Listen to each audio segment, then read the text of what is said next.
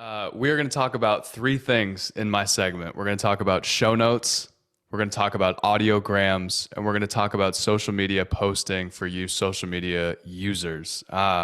So when we talk about our show notes, for those of you who don't know what those are, that is when you click into your favorite podcast episode and you see the description in text for that specific episode. Now, how do you set yourself apart from other podcasts? By utilizing your show notes. When you look at a standard kind of interview podcast, you'll normally see sort of two paragraphs. Hey, this is who my guest is. They are working at blah, blah, blah company, and here are two or three things that we talked about.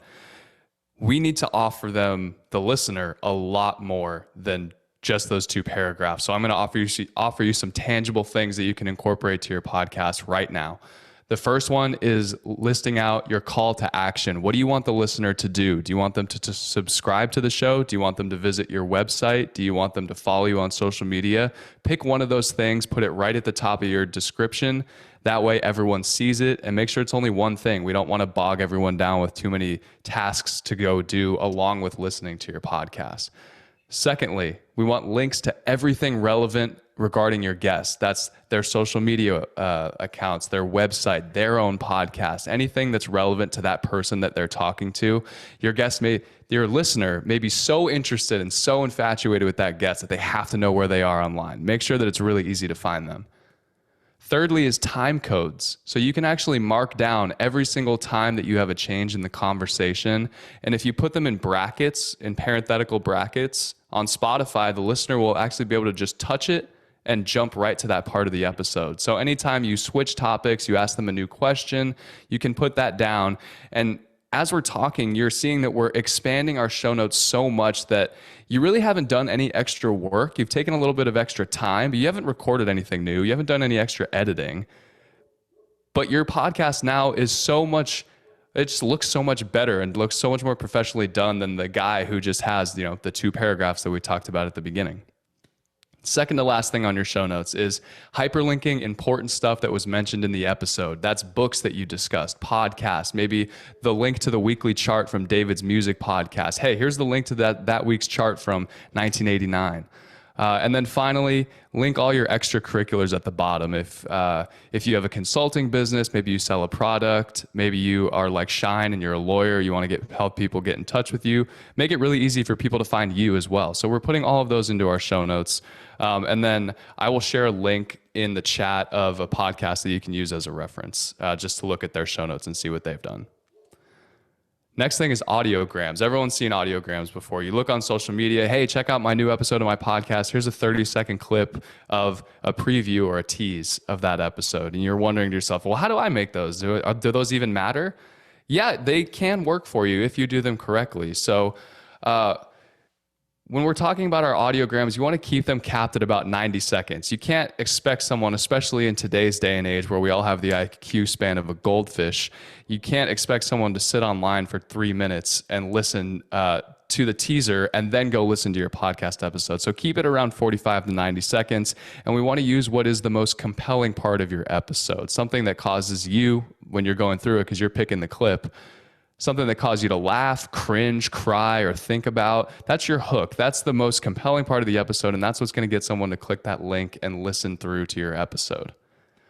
You can use these audiograms to promote the launch of new episodes. You can actually re-promote older episodes, get people really interested in your older content, or you can even tease episodes that aren't out yet. It doesn't just have to be posting it once on the day that episode goes live.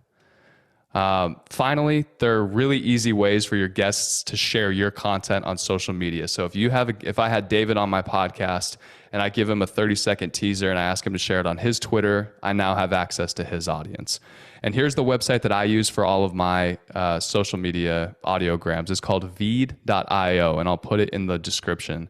The basic plan is $144 annually, so it's $12 a month.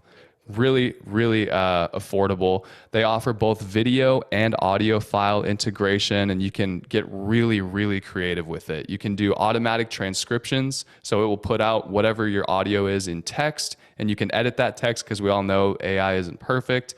But you can do multiple layers of photos. You can do a headshot of your guest, your podcast cover art in the corner. You can make it really, really pretty. It's very intuitive, and they make it super, super simple. So That's a little bit on audiograms, and we'll wrap up with just a quick rant on social media.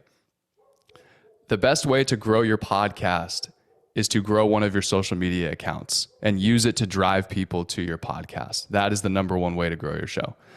Social media has a purpose, so we need to be purposeful with how you use it. If you're really into Instagram or you're really into Twitter or Pinterest or LinkedIn, pick one of those and stick with it. You don't want to be spreading yourself too thin where you're trying to figure out all of the algorithms of 5 different social media platforms. Pick the one that you're best at, stick with it. That will drive people to your podcast. Thirdly, we don't want to just post about a new episode and then be done promoting it. Studies show that only about 50 to 60% of your followers will see a given post. So if you're only posting about your episode once, half of the people that follow you aren't even going to see it.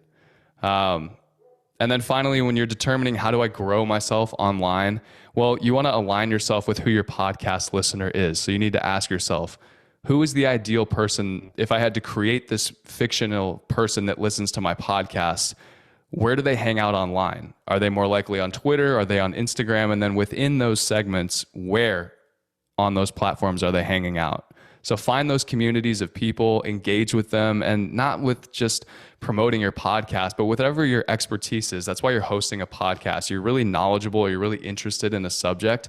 Find out online where those people are talking about that subject online, and don't just come in ramming through the door saying, hey, by the way, I've got a podcast. Yeah, I know you never met me, but go check it out.